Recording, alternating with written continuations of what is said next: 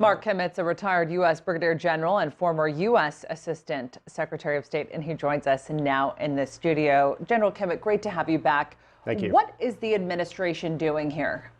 Well, I think it's doing two things. Number one, it's doing a military buildup to deter Iran from taking any provocative actions. And on the other hand, it's putting out a peace offering to the Iranians to say we're willing to sit down and negotiate.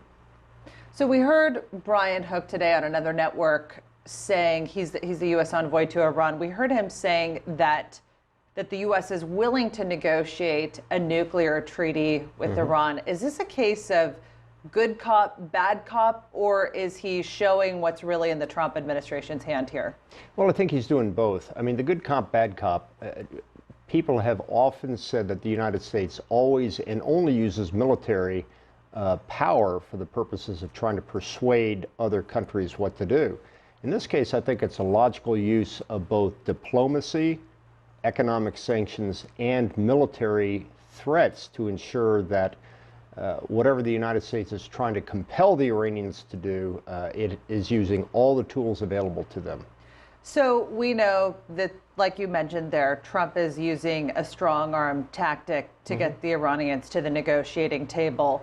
We also know that during the 2016 presidential election campaign, he railed against the Iran nuclear deal. So no surprise when he went into office that he rolled it back. But what I'm wondering is, do you sincerely think that he can do a better job than the previous administration did when it comes to the Iranians? Well, what I find interesting is this offer to make a treaty with the Iranians, not simply an agreement, but a nuclear treaty with the Iranians. And oddly enough, that would be a method, by taking it through the United States Senate, that the next president couldn't turn around the way that he's turned around the last administration's efforts. The JCPOA, which was done by executive action and not a treaty. He wants to see a treaty that can't be undone by any future president. So I think it's quite clever. So we're also seeing today Tehran saying it's not going to necessarily comply with all the components of the deal. Yep. Europeans have reacted to that. What does that say about Iran? I mean, is this very much a "I told you so" to the Europeans?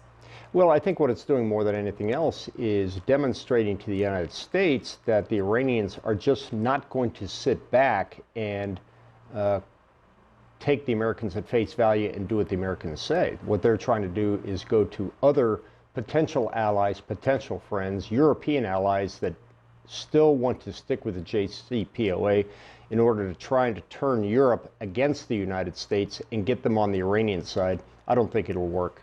All right, General Kimmitt, great to have you back. Appreciate you being with us. Thank you.